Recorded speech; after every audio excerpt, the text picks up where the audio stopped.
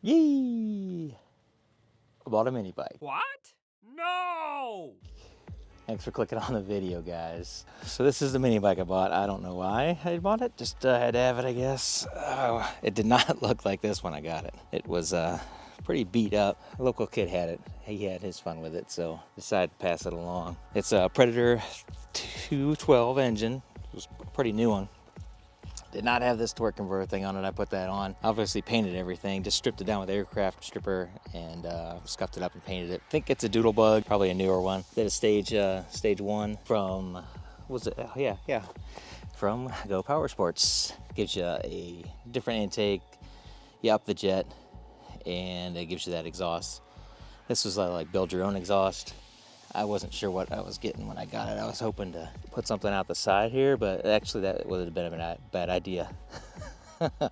Because already I've almost, if I had shorts on, I'd have burnt myself on this pipe already. They give you the option of a silicone sleeve to buy that slides over this. I would suggest you get that. I should have gotten it. So I just ran it out the middle here. It comes out the back. It's running it's a 70 rear and 12 front, get up to 41, gets my 250 plus pound butt up to 41. What else? I didn't really do anything with the front end other than put on I got a new fender for it. These tires are the same ones that were on it. I just painted the rims, put some nylon washers in here to take up the slack on this head stem. It was really bad when I got it, like scary bad. Put new seal bearings in here. Same with the wheels front and back. Ran some white cables and some pink grips. The brake is basically useless, but it's there. When you do this, if I'd have known this before, I probably would have just kept the regular clutch setup. You put this torque converter deal on here, you have to either hack this up or move it back. I moved it back. It was all the way up here. Also, the tensioner was up top here, and I had to move that back down to try and get this to set up right. Everything is so close in here. Like, seriously, look at that. Look at the tire. Like, it's so close if you're going to be running this converter deal. And I had to raise the engine up 3/4 of an inch. I'll show you on the other side. But it's not really ideal, to be honest with you. I had to run a half, well, there it is right here. That worked out well. I had to run a half link in the chain to get it short enough to where this thing basically does nothing. I don't know. It's not set up as well as I'd like it to be, but it does work. So that's good. Over here, I'll show you where I had to run spacers underneath the engine to get it up high enough to fit that torque converter without having to get too crazy hacking stuff up. Painted the outer cover, the starter pole winder cover thingy, whatever you call that. This is they give you some vents. This is for the crankcase ventilation. Surprisingly, there's no oil on there, so it's a newer engine, so I guess I shouldn't be surprised. There's not hardly any blow-by, nothing coming out of there. They give you one for the fuel tank as well. I just ran it back down here. It just runs to atmosphere. You don't need a filter on that. So, another thing that I wouldn't do again is this rod here. You need to change. I took out the governor on the inside. There's tons of videos on this. That's why I didn't even bother. This whole restoration. I didn't really take videos or pictures because everything's already out there. It's easy enough to find.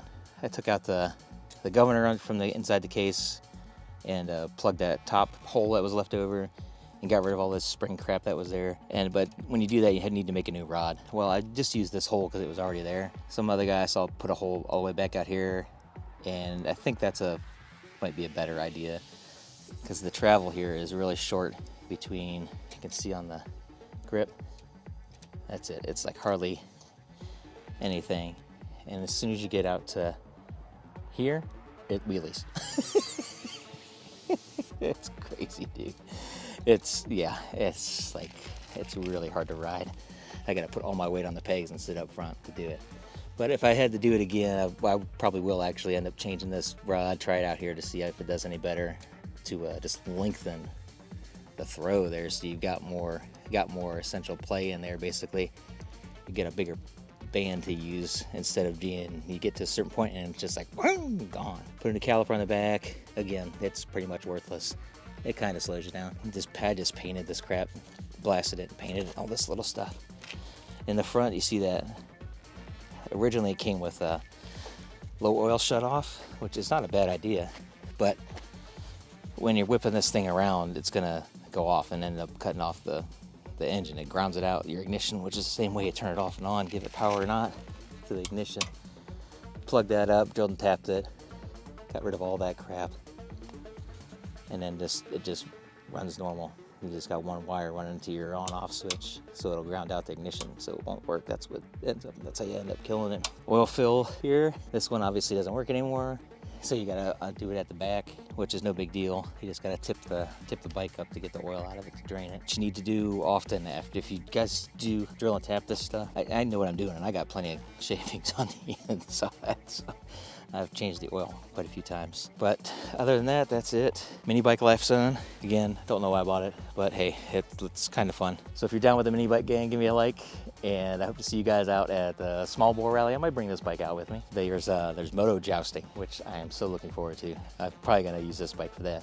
There's all kinds of stuff down there in Towsend, Tennessee. It's the Tail of the Dragon kind of area down there. Everybody's heard of that place. June 11th, 12th, 13th. It's like less than a month away. I gotta get moving on what I'm gonna be bringing.